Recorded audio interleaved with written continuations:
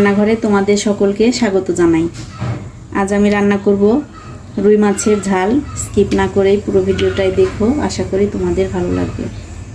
মাছে আমি নুন, হলুদ আর সামান্য হলুদ মরিচের ফাঁকি মিশিয়ে নিয়েছি। এখন আমি ভেজে নেব।